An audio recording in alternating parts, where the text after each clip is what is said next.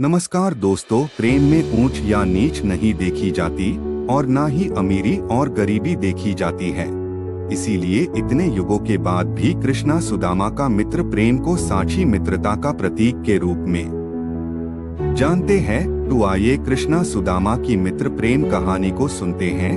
कृष्ण सुदामा की मित्रता बहुत प्रचलित है।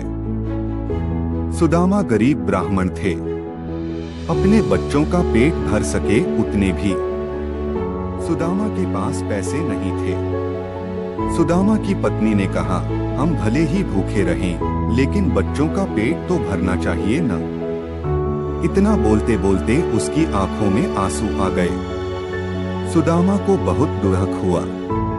उन्होंने कहा, क्या कर सकते हैं, किसी के पास मांगने थोड़े ही जा सकते हैं। पत्नी ने सुदामा से कहा, आप कई बार कृष्ण की बात करते हो, आपकी उनके साथ बहुत मित्रता है ऐसा कहते हो। वे तो द्वारका के राजा हैं, वहां क्यों नहीं जाते? जाइए न, वहां कुछ भी मांगना नहीं पड़ेगा। सुदामा को पत्नी की बात सही लगी। सुदामा ने द्वारका जाने का तय किया। पत्नी से कहा, ठीक है, मैं कृष्ण के पास जाऊंगा, लेकिन उसके बच्चों के लिए क्या लेकर जाऊं? सुदामा की पत्नी पड़ोस में से पोहे ले आई, उसे फटे हुए कपड़े में बांधकर उसकी पोटली बनाई। सुदामा उस पोटली को लेकर द्वारका जाने के लिए निकल पड़े। द्वारका देखकर सुदामा तो दंग रह गए। पूरी नगरी सोने की थी, लोग बहुत सुखी थे। सुदामा पूछते पूछते कृष्ण के महल तक पहुँचे। दरबान ने साधु जैसे लगने वाले सुदामा से पूछा, यहाँ क्या काम है? सुदामा ने जवाब दिया, मुझे कृष्ण से मिलना है, वह मेरा मित्र है। अंदर जाकर कहिए कि सुदामा आपसे मिलने आया है। दरबान को सुदामा के वस्त्र देखकर हंसी आई। उसने जाकर कृष्ण को बताया। सुदामा का नाम सुनते ही कृष्ण खड़े हो गए और सुदामा से मिलने दौड़े। सभी आश्चर्य से देख रहे थे। कहाँ राजा और कहाँ ये साधु? कृष्ण सुदामा को महल में ले गए। सांदीपनी ऋषि के गुरुकुल के दिनों की यादें ताजा की। सुदामा कृष्ण की समृद्धि देखकर शर्मा गए। सुदामा पोहे की पोटली छुपाने लगे, लेकिन कृष्ण ने खींच ली।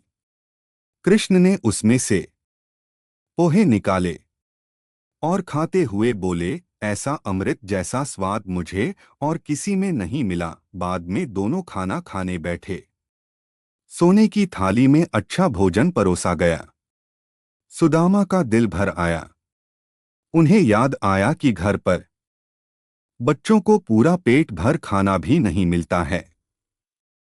सुदामा वहां 2 दिन रहे। वे कृष्ण के पास कुछ मांग नहीं सके। तीसरे दिन वापस घर जाने के लिए निकले। कृष्ण सुदामा के गले लगे और थोड़ी दूर तक छोड़ने गए। घर जाते हुए सुदामा को विचार आया, घर पर पत्नी पूछेगी कि क्या लाएं, तो क्या जवाब दूंगा। सुदामा घर पहुंचे। वहां उन्हें अपनी झोपड़ी नजर ही नहीं आई। उतने में ही एक सुंदर घर में से उनकी पत्नी बाहर आई। उसने सुंदर कपड़े पहने थे।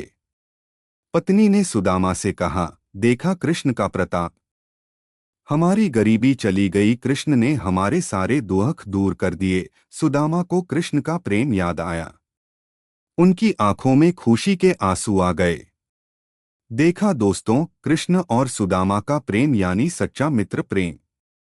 तो दोस्तों, सच्चे प्रेम में ऊंच या नीच नहीं देखी जाती और न ही अमीरी गरीबी देखी जाती है। इसीलिए आज इतने युगों के बाद भी दुनिया कृष्ण और सुदामा की दोस्ती को सच्चे मित्र प्रेम के प्रतीक के रूप में याद करती है। जय श्री कृष्ण।